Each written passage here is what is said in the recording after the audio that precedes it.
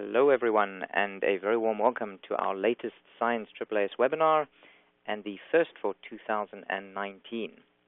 I'm Sean Sanders, Senior Editor for Custom Publishing at Science, and it's my pleasure to moderate today's webinar entitled Cell and Gene Therapies for Cancer, Future Promises and Challenges.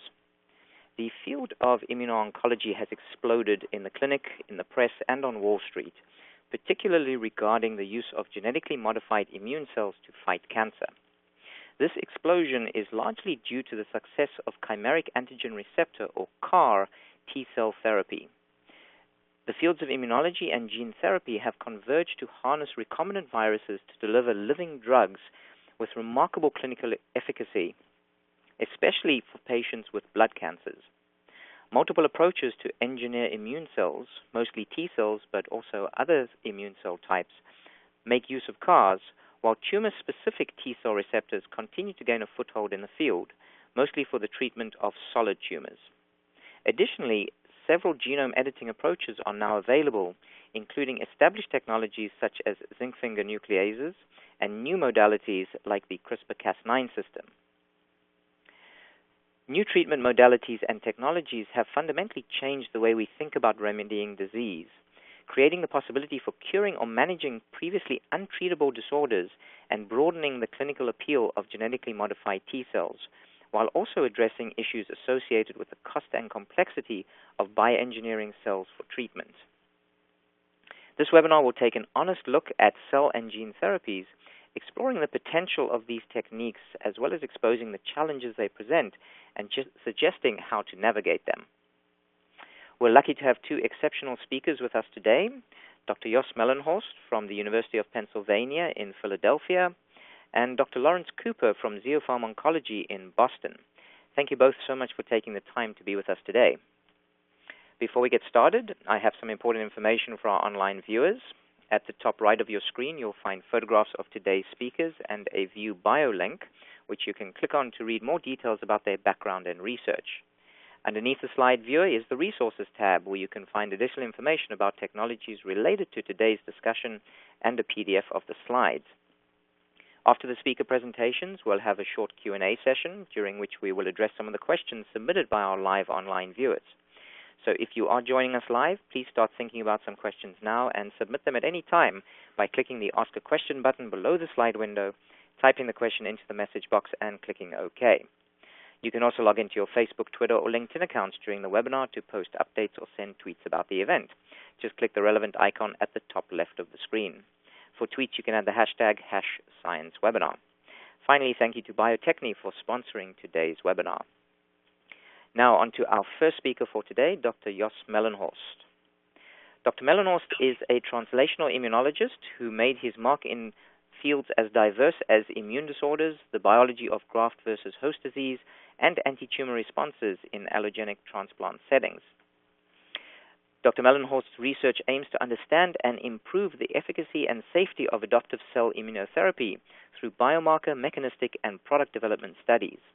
His laboratory has uncovered key biomarkers of cytokine release syndrome, elucidated the basic principles governing CAR T-cell therapy potency in leukemia, as well as the role of epigenetic mechanisms in CAR T-cell mediated cancer therapy. Thank you so much for joining today's webinar, Dr. Melenhorst. And thank you very much for having me, Sean. It's a great pleasure to be on the same call with Laurence and you and talk about the CAR T-cell revolution as shown on slide number 1.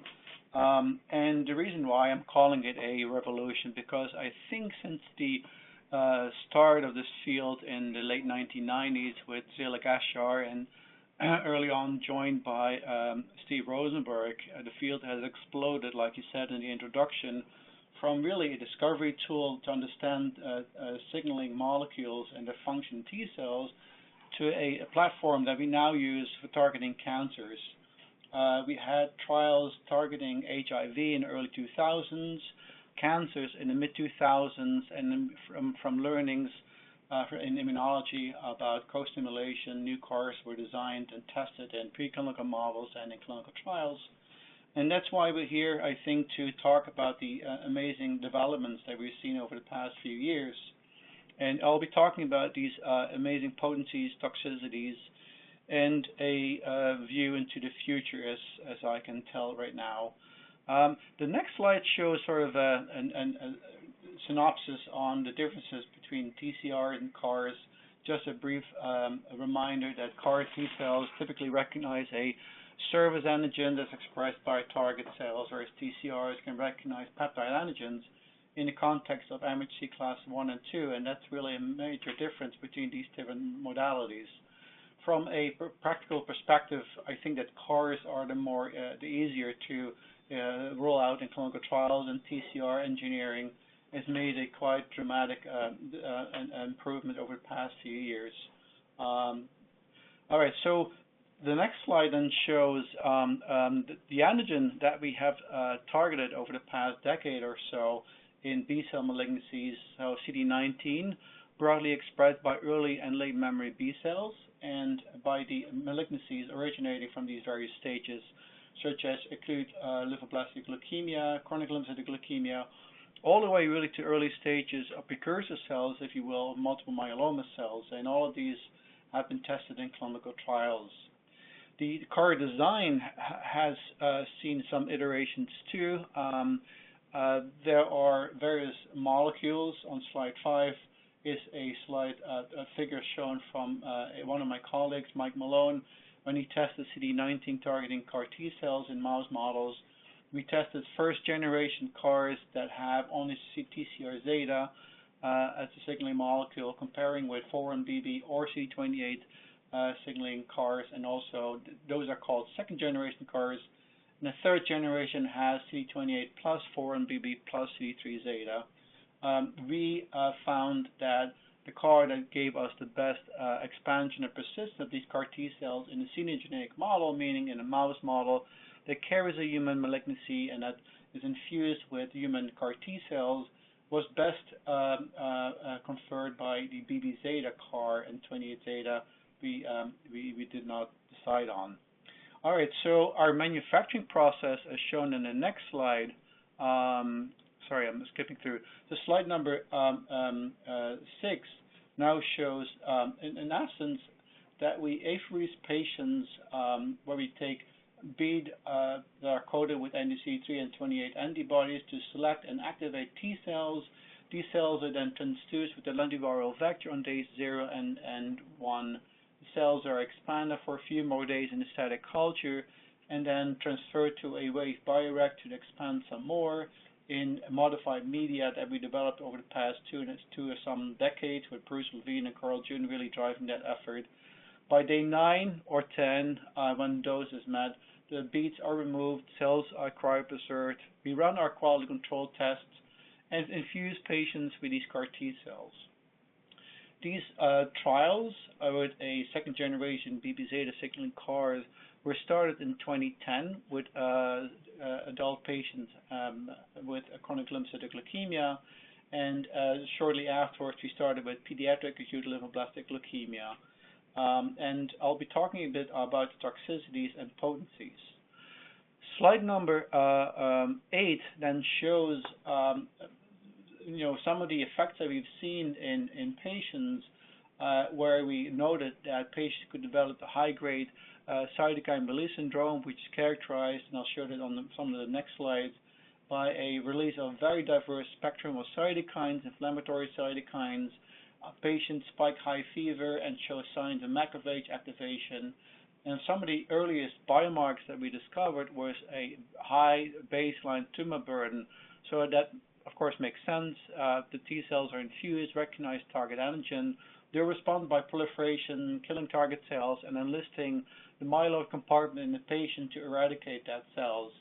This leads then to the secretion of diverse spectrum of cytokines, and I'm only highlighting 2 here, where we did our biomarker discovery and actually developed a predictive model based on these 2 cytokines, where we could identify patients who would develop high-grade CRS, meaning grade 4 or 5, in the first 3 days after infusion.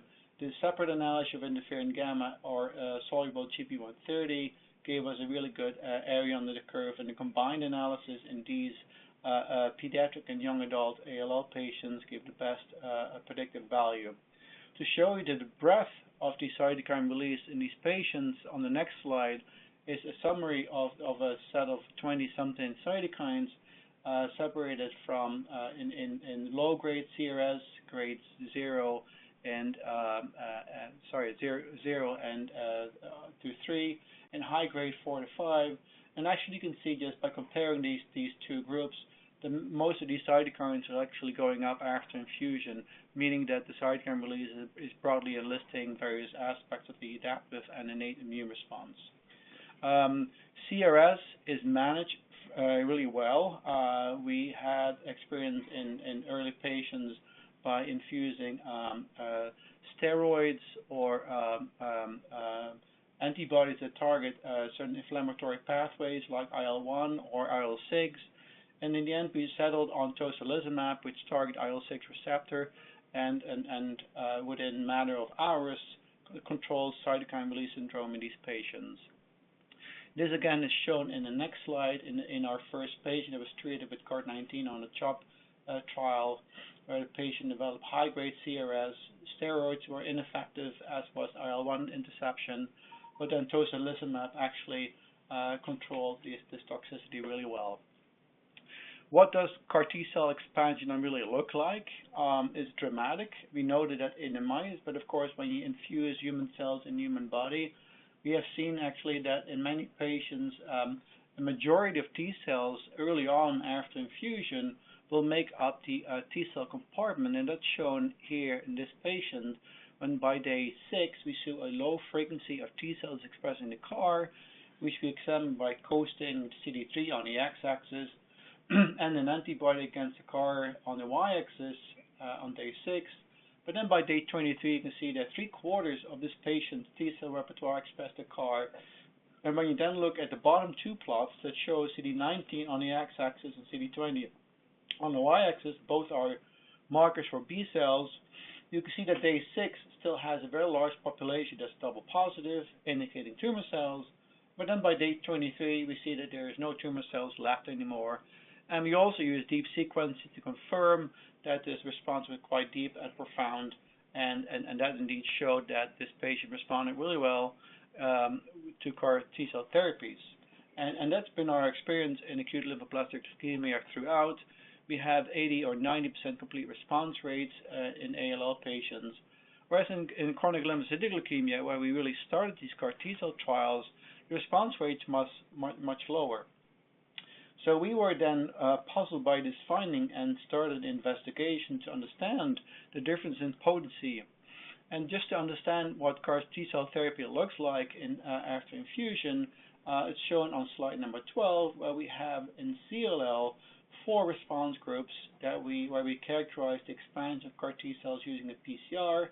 On the x-axis, on all of these top 4 graphs, you can see the time in months for the first 2 years. On the y-axis is the CAR T-cell expansion, and on the log axis, where you compare the group on the left-hand side, complete responders, where you can see a dramatic increase and then a leveling off of the CAR T-cells, compare that with no response. You can really see that there's a really dramatic difference between these response groups, in that the expansion and persistence was a key feature in the complete response groups.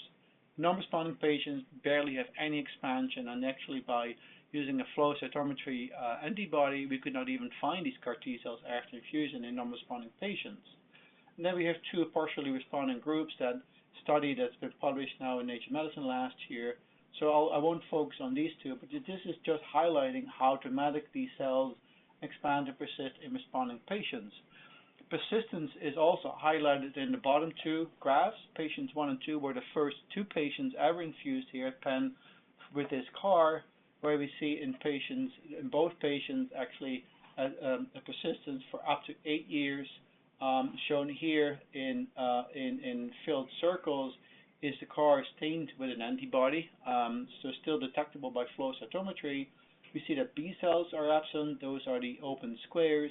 And by PCR, that pattern is matched with the antibody detection.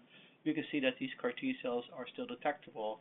And actually, the levels of persistence are sufficient for us to use deep immunophenotyping by mass cytometry, CyTOF, where we now have a study that's about to be submitted soon, where we learn a lot about the persistent population.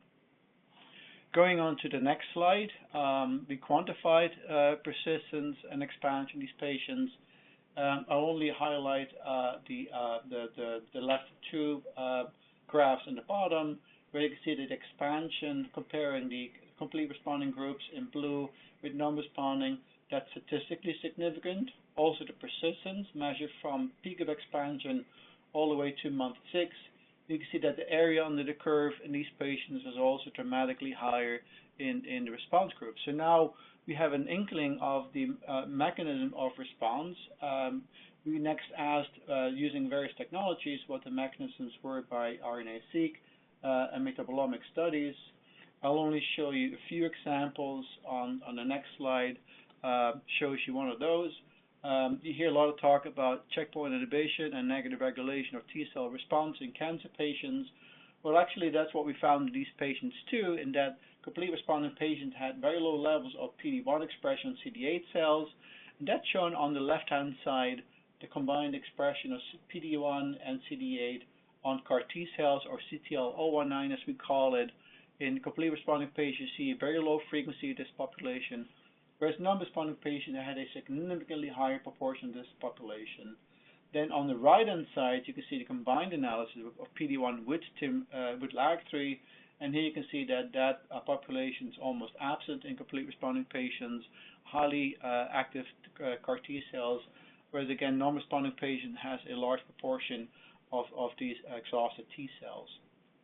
Next, we were asking whether we could actually identify patients before these CAR T cells were infused. That's really the greater challenge, and here we employed a panel that was developed by National Institute of Health, by Nick Restivo and Mario Ruder's lab, analyzing a just discovered population of early memory T cells. So here you can see the differentiation series of T cells going from TN, N meaning naive, to TSCM is stem cell memory T cells, TCM is central memory, TEM effector memory cells, and TE cells, which are effector cells. And on the bottom, you can see what their functional properties are in general terms, in that the memory pool really is generated by the early memory T cells, which maintain this response, whereas the effectors, the killer cells, if you will, are really on the right-hand side, and they are not really able to expand after stimulation. They'll kill target cells really well, and then they die. And by analyzing these populations in response groups, we could see that the early memory T cells, or the TSCM, was significantly higher, but only because we had two outliers that were different from the other groups. We then asked whether we could just use these phenotypic features and interrogate the data again, and then by an unbiased first manual analysis and later with machine learning, we uncovered a population of CD27 positive, CD45RO early memory CD8 T cells before manufacturing the separated response group. So that's a first indication that early memory T cell features are really important, even in pre-manufacturing T cells.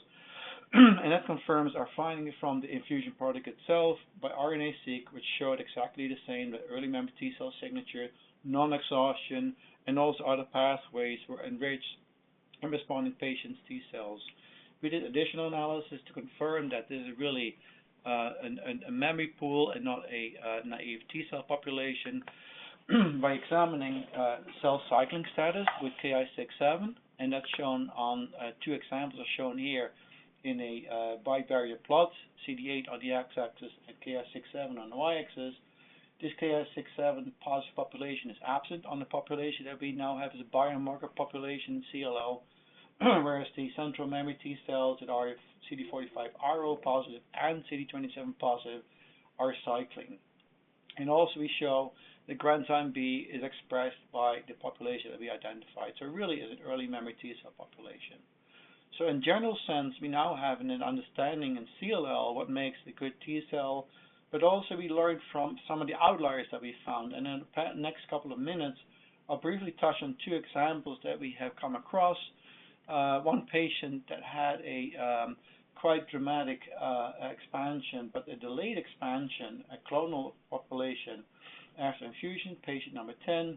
and the second patient had quite a different expansion of CAR T cells, followed by a second expansion of CAR-marked cells that we came to learn as a leukemic population that accidentally was transfused with a CAR during the manufacturing, and this information has been very helpful in redesigning the manufacturing process. So coming back to patient number 10, compared with all the other patients on that trial that we published in 2015 with Eva Porter as the senior author, or sort of the first author. Here we showed that in complete responding patients, the expansion were very comparable, and persistence, as I just showed for a larger group.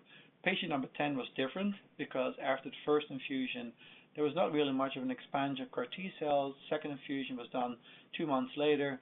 Again, 50 days, nothing much happened, but then we had a very dramatic expansion of CAR T cells. We then investigated the clonal nature of this population by first sequencing the T-cell receptor, and that's shown on this slide number 21. Here you can see 3 different populations, the pie charts. The one that's all red, that actually is the sample taken at month 2. Those are CD8 positive CAR T cells from this patient. It's all clonal. We confirmed that by flow cytometry, that you can see on the right hand side by varied plots.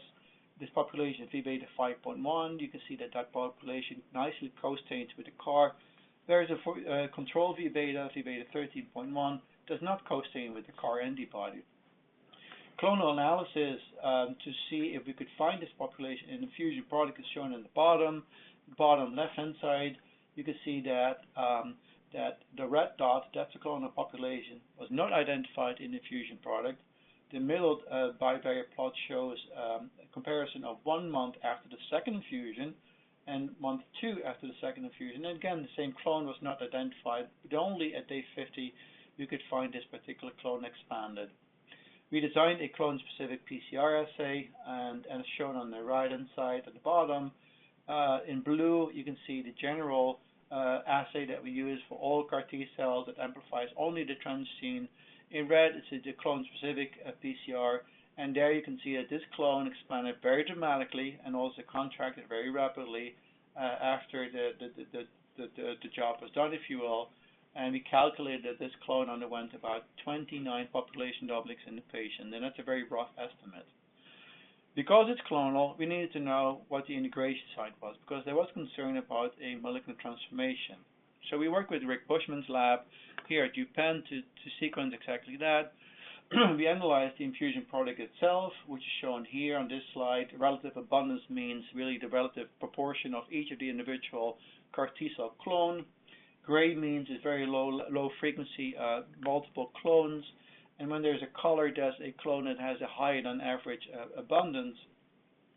Here you can see that typical with all infusion product that there is a very diverse repertoire in infusion product, and still very diverse early after infusion, but then by day 120, which is 50 days after the second infusion, now we see that there's a clonal population, and now we know that this clonal population is marked by an integration to TAT2. TAT2 is an epigenetic regulator. It's known to have an effect on important pathways in T cells, and we investigated that a little further. We wanted to know how this TAT2 integration affected the phenotype of CAR T cells in this patient. That's shown on the next slide. Comparing again with the first 2 patients at the peak of expansion, meaning when all the cells are at the highest proportion and all of these cells express the activation marker HLA-DR. You can see here that in patients 1 and 2, almost all CAR T cells express an effective memory T cell phenotype, meaning they're very engaged in target cell recognition. Patient 10, on the other hand, has a central memory or an early memory phenotype, and those cells are really best equipped with an expansion and persistence. So this TAT2 integration had a profound impact on the behavior of CAR T cells in patients and also the memory pool behavior. We wanted to put this observation with a mechanism. We disrupted TAT2 in normal donor CAR T cells, co-transduced an SH, or short hairpin RNA, targeting TAT2 along with the CAR in normal donor T cells. We did a number of studies, and one of those studies is summarized here. And here we can see that a controlled shRNA shows a very diverse repertoire of cytokines secreted. We look at 25 cytokines. TET2 also shows very diverse repertoire, but when you look at the stimulation 1 versus stimulation number 3, the TET2 disruption really maintains the highest polyfunctionality of CAR T cells compared to the control, and that's shown in the line graphs there too. And in the interest of time, unfortunately, I have to, I think, Sean, I don't think I have time for the next set of slides, unless you say otherwise. Yeah, I can give you a few more minutes. That's no problem. Otherwise, if you just want to skip through them, what you can summarize, I'll leave that up to you. Okay, I'll skip through them. I think it's important because this was in learning in our trial, the observation where we saw, and let's just go to the slide number 25. Sorry, 20. There you go. That's the one. So no, wrong one. This one. All right, so we use two assays to monitor these CAR T cells in patients, and one is based on protein expression on the surface using flow cytometry, and as shown here on this graph on the left-hand side, indicates the proportion of T cells expressed in the CAR in peripheral blood. We see the typical expansion or contraction.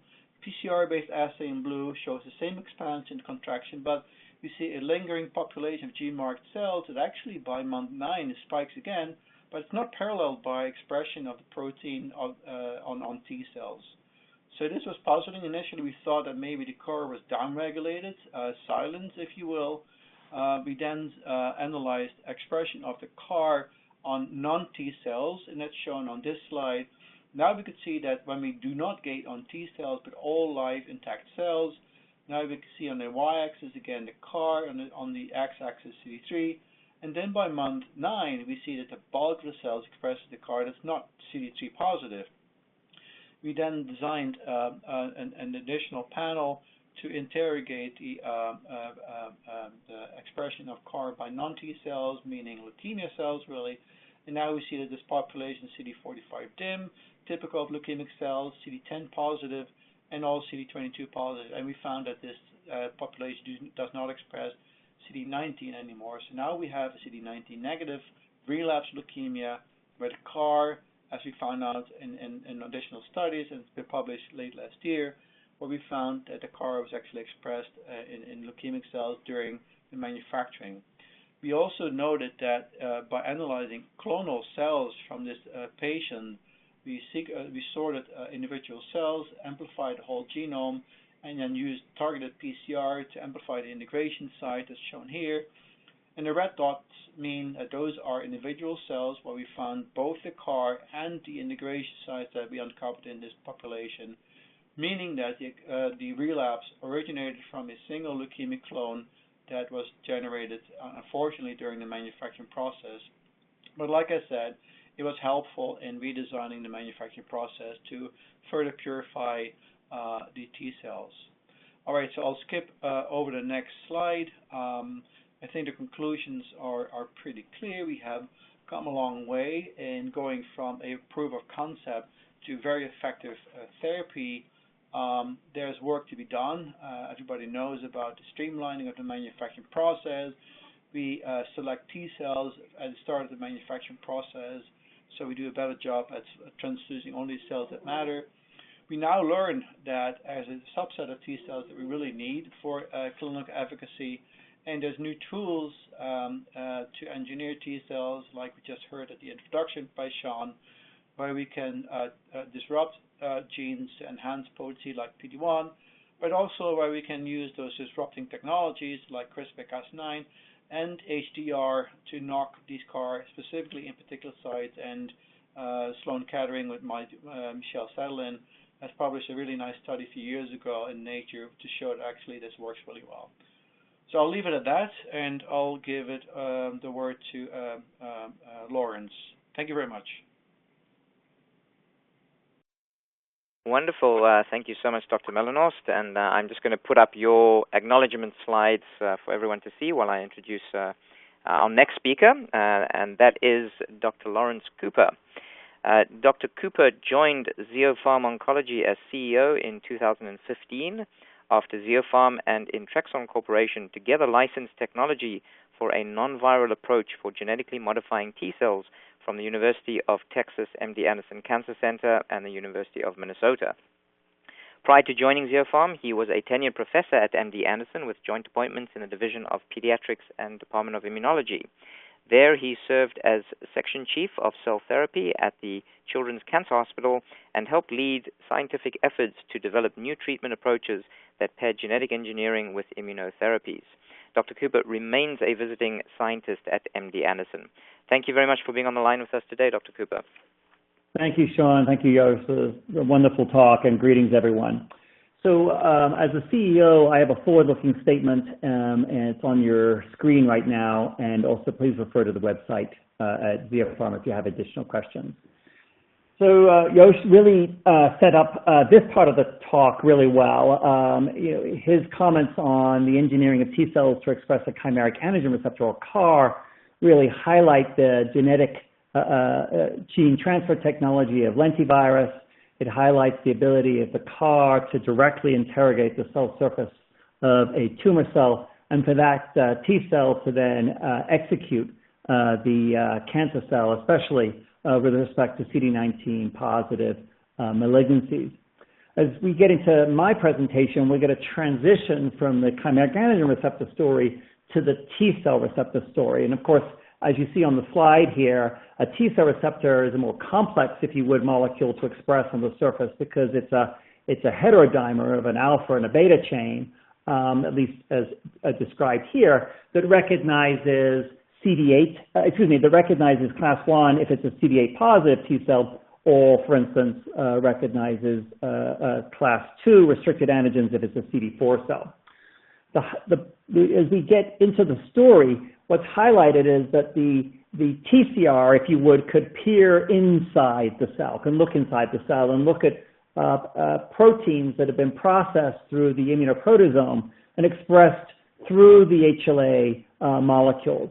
And there's two types of proteins here, or tumor antigens, that are being represented. The first is a shared antigen. This is a germline antigen for the purposes of illustration. And the second is a mutation-specific antigen that is actually only within the tumor, and that is being described here as a neoantigen. Both of those antigens can be expressed, for instance, in the class 1 pathway as illustrated, but there are profound differences in the way the T cell receptor recognizes those antigens, and that's highlighted in the boxes on the right-hand side.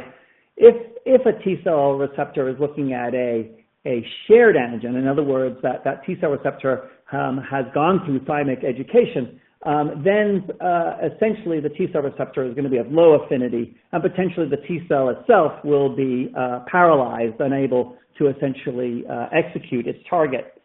The neoantigen target, on the other hand, this really has been presented during cancer initiation and progression, and therefore this is an antigen that is not been seen before, and the T cell receptor repertoire is therefore, generally speaking, of high affinity, and can, generally speaking, execute that T cell.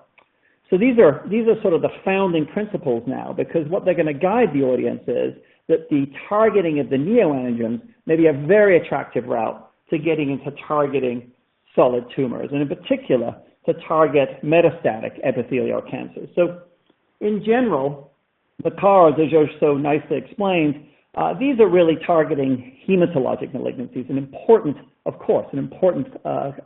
piece of the immunotherapy repertoire. But the ability for CARs to transition to target solid tumors is going to present a challenge, and that challenge may be met by instead switching to T cell receptors, because the number of antigens, and particularly neoantigens, can be recognized by T cell receptors. And it's an unfortunate problem that despite all of the effort in academia and industry, if a patient has a metastatic epithelial cancer in the United States right now, he or she really is refractory to all available immunotherapies, in particular, still refractory to immune checkpoint inhibitors. So more has to be done. to level set, just for the audience purpose, again, highlighting the differences between shared antigens or public antigens that arise from the germline. These are wild-type proteins, and they're clipped and processed, for instance, as shown on the picture, and presented in the context of HLA class 1, and they're recognized by the alpha-beta T-cell receptor. The mutated protein on the right-hand side is really where I'm driving the discussion. It's these mutated proteins that could well be driver mutations. And they are really a byproduct of the genetic instability that accompanies essentially the oncogenesis of that tumor. And they're also presented in the context in this schematic of class 1, but it's not to exclude that these mutated proteins can also be expressed in the context of HLA class 2. So technology and industry, academia alike, it really are essentially thinking hard about what type of these tumor-associated antigens to target. And I think there's a shift going on here, and it's really highlighted by this publication, where there's a shift from targeting public antigens, germline antigens that are overexpressed in tumors, to private antigens, in other words, neoantigens, mutation-driven antigens that occur only in that tumor. And the reason being is that there are toxicities associated with targeting public antigens, often because when you're going after a public antigen, like, for instance, the NY-ESO-1 or the MAGE family, as I've indicated, the T-cell receptor repertoire is suboptimal. So, well-intentioned ex vivo mutation has been undertaken. And when that's happened, those T-cell receptors have inadvertently recognized as normal structures, for instance, the heart or the brain, and led to some toxicities. And in some cases, distressing toxicities where it's been fatal. But that's just sort of part of the puzzle. The other reason I wonder about targeting these germline or overexpressed antigens is that they're essentially maybe a limited appeal. And this is a paper that comes from the Journal of Immunotherapy in 2016, and it's a simple analysis in some ways. This is an immunochemistry study where staining is done on a variety of tumors. But I think the implications are pretty profound here, because at least for the available antigens that are out there at the moment, for instance, NY-ESO-1 is, for instance, a public antigen. There's pretty few tumors that express this antigen. But then in the red box, what that's highlighting is if you ask the question, how many of those tumors, if they do express the antigen, express it greater than 50%, then the number collapses even further. And greater than 50% is a pretty low bar, because that means that there's still going to be a subset of tumor cells that do not express NY-ESO-1, and therefore, with targeted therapies targeting NY-ESO-1, there would be a probability of antigen escape and relapse for the patient. So the transition from these public antigens to neoantigens, I think, is really based on their therapeutic appeal. And as we dive into this now in the remaining part of my talk, we're really thinking about how we can target these neoantigens, whether they be by vaccine or, in my preferred embodiment, whether they be by infused T-cells expressing T-cell receptors targeting these neoantigens. But there are really a number of hurdles that have to be overcome to be able to put therapies in place that are really, in many ways, personalized therapies that target the individual mutations that these solid tumors present. These hurdles are, one of them are that there really are few neoantigens that are shared between patients, even if those patients have the same type of tumor. And this paper from that's on the board here from just really 2017, so quite recently, really shares with the audience that in a large genomic analysis of tumors, where you're really looking deeply inside the tumor and you're sequencing for these neoantigens, those antigens that are shared between the tumors is pretty few. On as a general class of biology here, getting into sort of, about 0.3% of the population. So this teaches us that while neoantigens really may be the Achilles heel of solid tumors, there's going to have to be a profound change in the manufacturing solution where T cells essentially can go after individual antigens on a patient-by-patient basis. And this is thinking that really is grabbing the attention of the academic and increasingly the commercial area. And here are essentially 3 papers that are for the audience to enjoy, but they share with you that the success for going after neoantigens, and I think this is artfully worded, really comes from the arduous task of targeting the unique set of mutations that cause each patient's cancer. And this comes from Nick's lab at the NCI. So there's been success in generating T cells that essentially are personalized immunotherapy. And this success is really being led by Steve Rosenberg and his team at the NCI. And here are essentially what I consider 4 really important baseline papers that teach us that if T cells are identified as being neoantigen specific, then patients with really kilograms of solid tumor can enjoy dramatic anti-tumor responses. And this is really a variety of patients, leading all the way from melanoma and Steve's early work to now, really with dramatic responses in metastatic breast cancer. So how is it that Dr. Rosenberg and his crew achieved these dramatic responses? And this is illustrated on the next slide. And really just a comment, first of all, on the left-hand side. So in these initial papers that really show that personalized immunotherapy works when you can identify a T-cell receptor, the NCI group has built upon their technology where they're able to isolate tumor-infiltrating lymphocytes, in other words, TIL, and as part of essentially the ex vivo growth of those TIL, a subset of those cells are identified in terms of their specificity being specific for neoantigens. And of course, these neoantigens are identified based on a sequencing technology that's in parallel to the manufacturing process.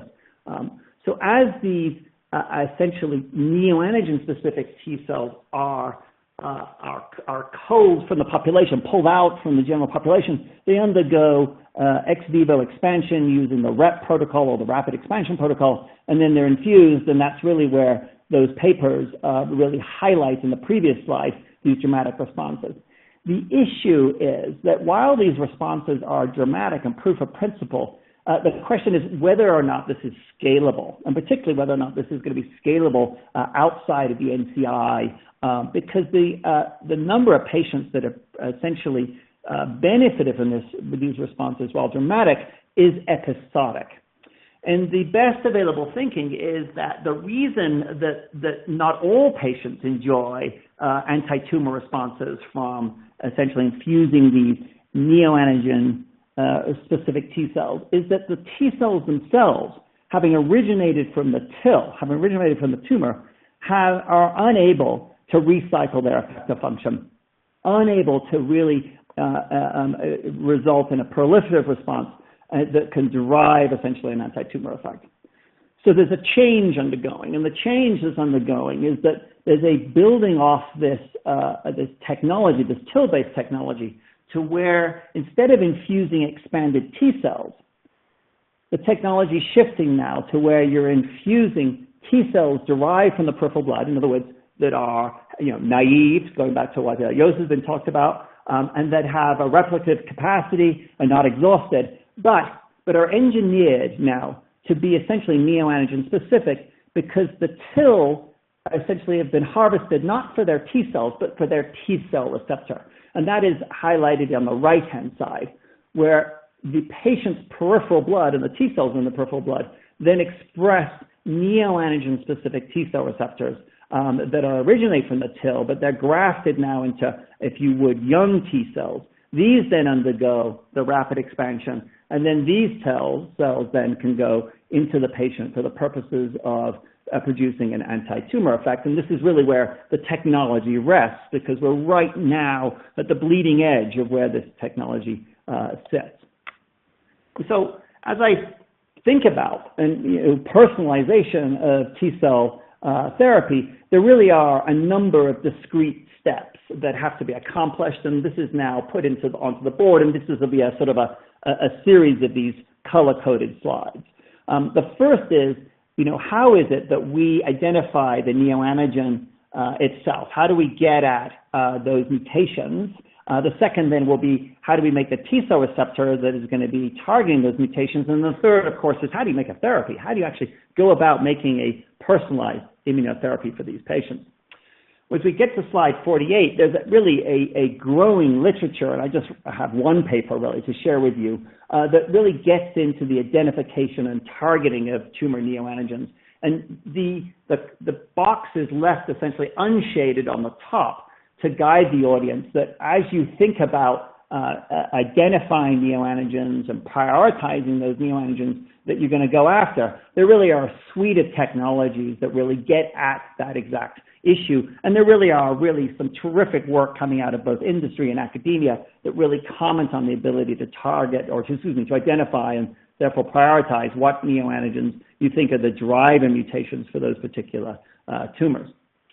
Similarly, there's really a birth of literature where what is able to identify the T-cell receptor, that comes, for instance, from the TIL, that is essentially recognizing that catalog of neoantigens. And again, I just sort of give you an overview. What I think is one of the important editorials here is that it's inappropriate.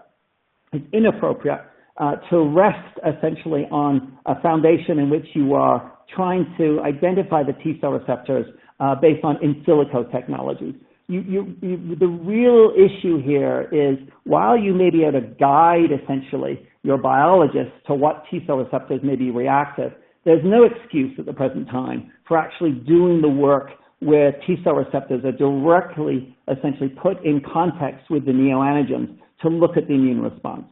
So, and this is really highlighted in this editorial, and in the little graphic that I put on the left-hand side, is that while there are many mutations that may come out of a tumor, only a subset of those will be immunogenic. In other words, will tickle a T-cell and result in a T-cell receptor that may be useful for therapy. And the ability to bridge that is really based on essentially empiric science, co-culturing T-cells with essentially the battery of neoantigens.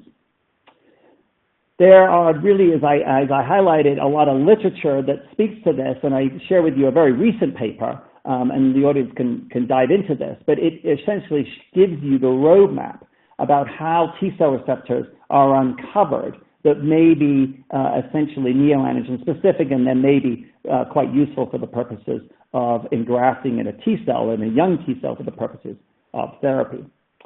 So we turn now in the last few minutes now to the last part of this triad, and that is the manufacture of the T-cells to have these T-cell receptors with the appropriate specificity. And how can that be done? Well, I'm very interested in this, and this is a lot of the work that we've been doing, at Indiana Center, really since I started there as a young scientist, and really now has graduated out into industry, and indeed it's really graduated into really a world that's within Ziopharm, and also others now are taking on this, and that is the ability to use other types of gene transfer that don't rest on lentivirus and don't rest on retrovirus. And what I'm particularly interested in is in the non-viral gene transfer of T-cells using a transposon system that goes under the name Sleeping Beauty. This is something that Perry Hackett at the University of Minnesota was instrumental in discovering. And the reason that I embrace the Sleeping Beauty system, the non-viral gene transfer technology, is that it really answers some of the important questions around how you manufacture T-cells on a patient-by-patient basis. And the general roadmap here, of course, sets up that the T-cell receptors, now that we've identified them, are stably expressed in T-cells in clinically sufficient numbers using this transposon-based technology. So the transposon system has been very useful in the CAR world, and I can refer to my literature, as well as now a lot of excitement coming out from other companies inside and outside of the United States, where transposon systems are being used to express CAR. But I'm going to direct the audience really to the top, and that is where the transposon system is increasingly being seen as benefiting for going after neoantigens, because you can really generate T cells and really populations of T cells with multiple specificities, and do that on a patient-by-patient basis if you're nimble enough and if it's not too expensive, and that's really where the DNA plasmids from the transposon system really shine. So as a background to the transposon technology, we published an important phase 1, set of phase 1 trials, actually 2 trials, back in 2016, and this is work that was done with Pratal Kebrai and the MD Anderson group, where the Sleeping Beauty system was used for the first time in humans to stably express a CAR, CD19 specific CAR. And that learning has really allowed us essentially to bridge now to where we're looking now at the CAR. Instead of the CAR, we're looking at being able to express neoantigen-specific TCRs. And there's a lot of biology that's back on the back of this. But I've summarized it in this table here, is that we really think that the T-cell receptor expressed in the Sleeping Beauty system can get at essentially a cost-effective approach for targeting multiple neoantigens, in other words, putting multiple T-cell receptors in different parts of T-cells. We think the manufacturing that we've learned in the CAR world is directly applicable to the TCR world. And then importantly, we're able to modify resting or young, or as Yosh says, these important early, if you would, early progenitor type of T cells that really are able to meet essentially the proliferative capacity to go after kilograms of tumor. And the Sleeping Beauty system being a plasmid-based system is really quite customizable, and you can swap in and out receptors, and indeed a whole other part of my biology has been co-expressing receptors with cytokines for a whole different story that I perhaps can share with you another time. So the graphic that's on your screen on slide 57 really sort of tries to drive home, at least for the purposes of T-cell receptors, that when you're targeting tumors, and there's 5 little people up there with 5 different color-coded tumors, each of those tumors is going to need at least one different T-cell receptors. And it's going to be quite challenging to be able to do this, at least in the commercial arena, using virus. Just really the cost and the time and the complexity it takes to make virus. Whereas if you're using DNA plasmid, it's relatively straightforward to make essentially T-cell receptors, therefore, on a patient-by-patient basis, and that's what this graphic it tries to share with you. The other part is that there's a lot of literature now that really is commenting both in the lay press as well as in the academic press about the cost and complexity not only of generating CARs, but also the cost and complexity that's anticipated in the TCR space. And I think, the fact that the TCR biologists are really, riding on the coattails of the CAR technology highlights the need that we can't fall into the same type of trap that's happened with the CAR space. In other words, develop technologies that are just fantastic in terms of their anti-tumor effect, but really raise problems in the ability to scale out and be commercially feasible, and quite frankly, don't put the patient into financial jeopardy.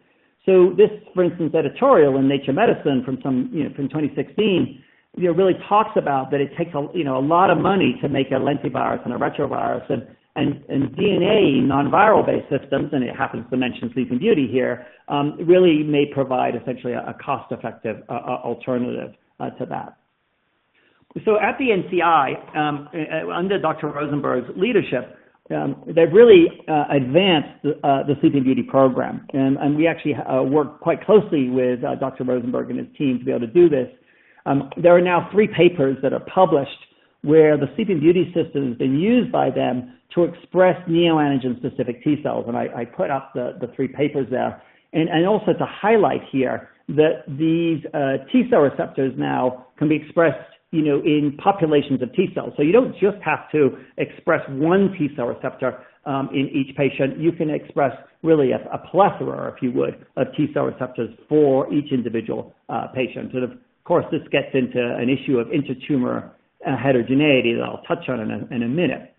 This is the general way that the NCI as well as Ziopharm, are really thinking about how one goes about generating neoantigen-specific personalized immunotherapy. And the graphic, the biggest graphic, the yellow patient with the blue tumor, really says, essentially now what you should be able to anticipate, and that is that the tumor is sequenced with respect to a normal, in other words, a healthy tissue. The neoantigen signature then is identified. These neoantigens then are presented to T cells, and those T cells essentially that have the appropriate T cell receptor are expressed using, in this example, the Sleeping Beauty system, expanded and infused. And this essentially code of conduct becomes the process, becomes essentially the therapy. And it's applicable for the yellow patient with the blue tumor. It's also applicable, therefore, in a sort of a cookie cutter fashion for the pink with the red tumor and the green patient with the purple tumor. The same type of iterative biology where we're sequencing, we're generating the T cell receptors. Those T cell receptors are then expressed and then can be infused. I mentioned intra-tumor heterogeneity because, of course, this is critical to picking the right antigen. And this review here from the 2013 looks at essentially this exact problem, and the schematic here highlights that there really is a variety of tumor cells in this particular patient, and it's just going to be suboptimal if you don't essentially go after all three subclones, because if you only go after subclone 3, the patient is going to essentially progress or relapse, dominated by subclone 2 and subclone 1. So to get at that, and I think really, the best available technology to get at that is one in which each recipient receives T cells with T cell receptors targeting multiple neoantigens. And again, this highlights the need for a really efficient manufacturing solution, which is driven essentially by the lowest cost that we can do and the most customizable technology out there, such as a transposon system, so you can express these mutation-specific T cell receptors and be able to do so essentially having multiple T cell receptors for each individual patient.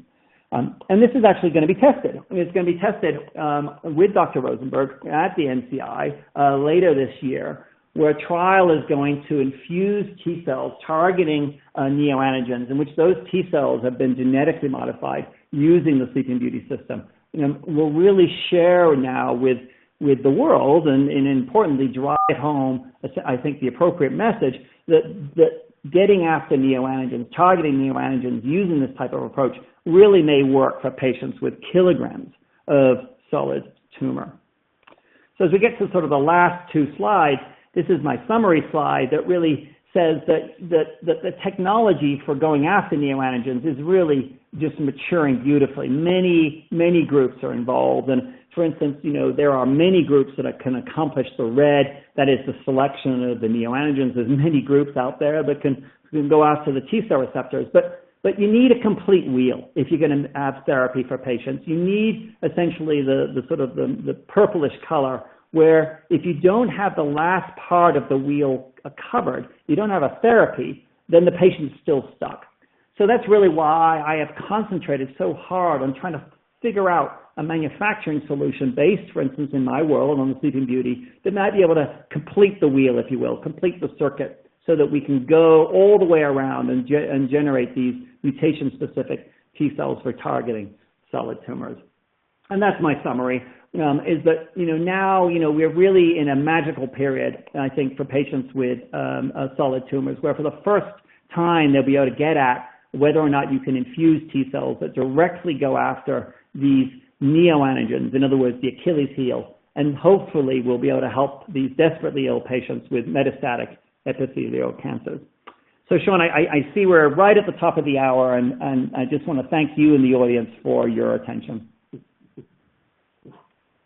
Wonderful. Thank you so much, Dr. Cooper, and to Dr. Melenhorst as well for the fantastic presentations today. As Dr. Cooper mentioned, we're almost out of time, but hopefully, Dr. Melenhorst and Dr. Cooper, if you can hold on for just a couple of minutes, I'd love to get in just a few of the questions from our audience. We've had so many, so obviously we won't get to all of them, but let me pose a couple of them to you. Dr. Melenhorst, let me come to you first. This viewer says, can you speak to some of the actual and potential pros and cons of off-the-shelf allogeneic CAR T cells? Oh, that's a great question. That keeps the field very busy. I think the pros are they are rapidly available. No need to wait for manufacturing, which typically takes at least 3, if not 4 weeks. They're usually cells from healthy donors that will expand fairly well, and can be generated in large numbers of different batches or doses. So I think it also brings down the cost per infusion. I think that's really a big win, because right now manufacturing CAR T cells is relatively expensive because we haven't quite figured out a very nicely streamlined, fully automated manufacturing process. So those are some of the really important pros, if you will. The con would be is that we know from our experience in liquid tumors that you need persistence of CAR T cells. These universal donor CAR T cells likely will not persist very long. And what we have seen on some of our trials, when you lose persistence of CAR T cells, you lose actually the efficacy, and the tumor comes back. So I think those are some of the important pros and cons that I can see. Perfect. This is going to be a question for both of you. For TCR neoantigen targeting, the highest value neoantigens will essentially be targeted. So if there are cancer cells in a patient that evolve during treatment to not have those neoantigens, can we ever hope to have a patient that reaches a cancer-free state, or will there always be a remission from identified neoantigens? Yeah, no, that's a great question too. I mean, the audience is obviously very sophisticated. There are several kind of ways to get at that. I mean, ultimately, this is going to be proof in the pudding. It's going to be, T cells have to be infused, and we have to start looking at that type of biology for long-term survivors.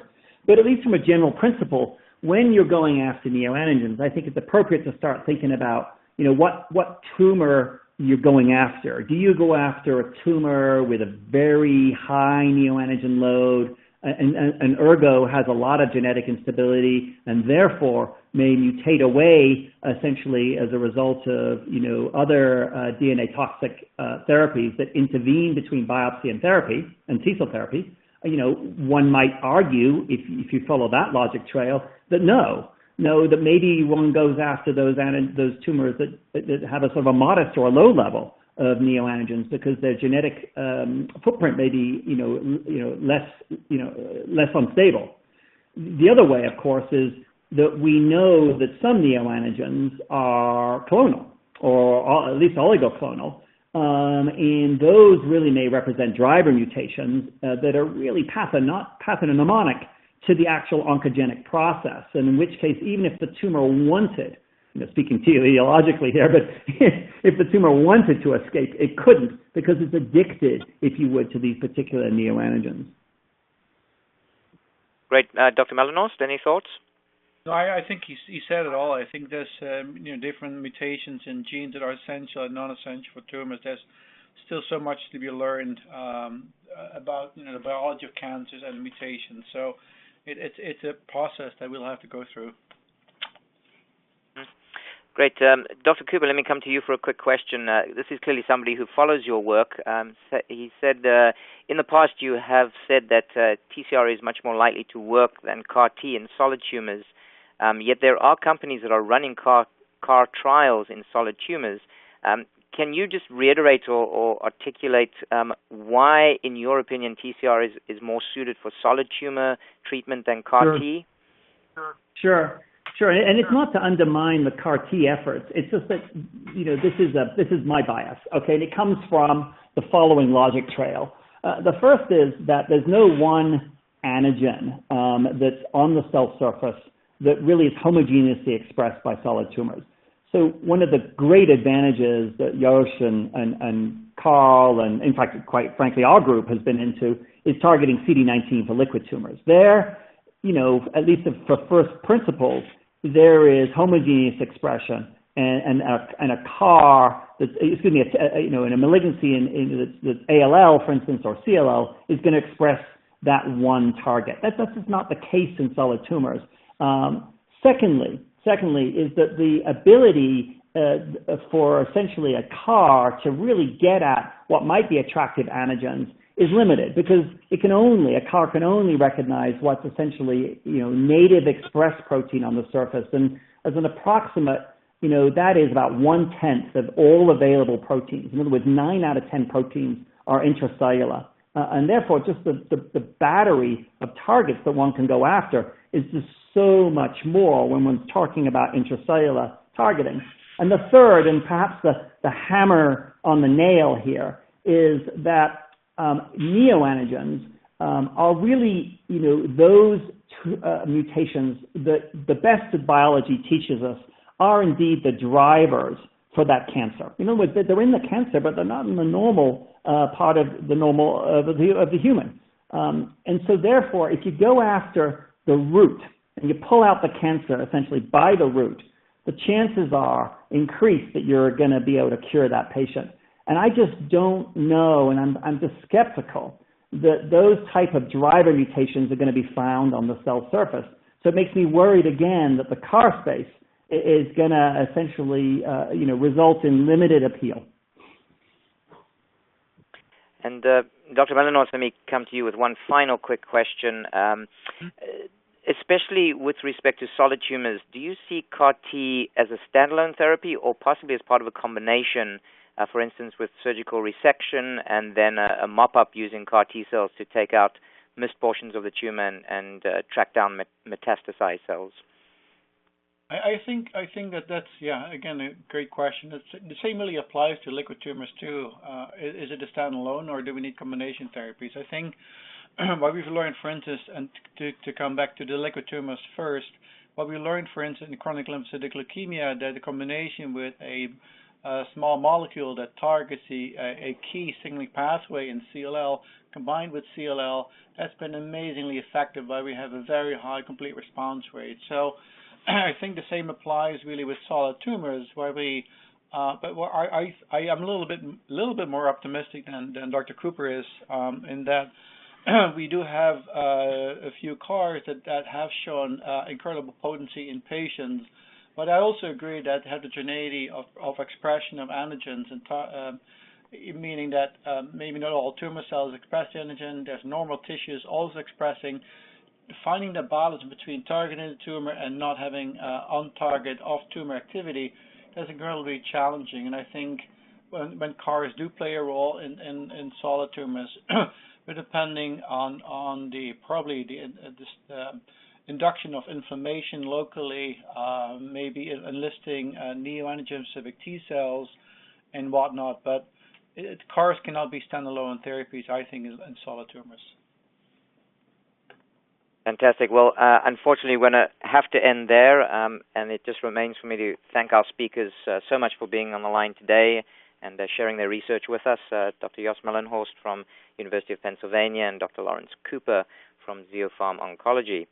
Please go to the URL that is now at the bottom of your slide viewer to learn more about resources related to today's discussion, and look out for more webinars from Science available at webinar.sciencemag.org. This particular webinar will be made available to view again as an on-demand presentation within about 48 hours from now. And if you'd like to receive alerts about future webinars, please go to the sign-up link in the Resources tab just below the slide window. We're interested to know what you thought of today's webinar. Feel free to send us an email at the address that is now up in your slide viewer, webinar@AAAS.org. Again, thank you so much to our panel and to Bio-Techne for their kind sponsorship of today's educational seminar. Goodbye.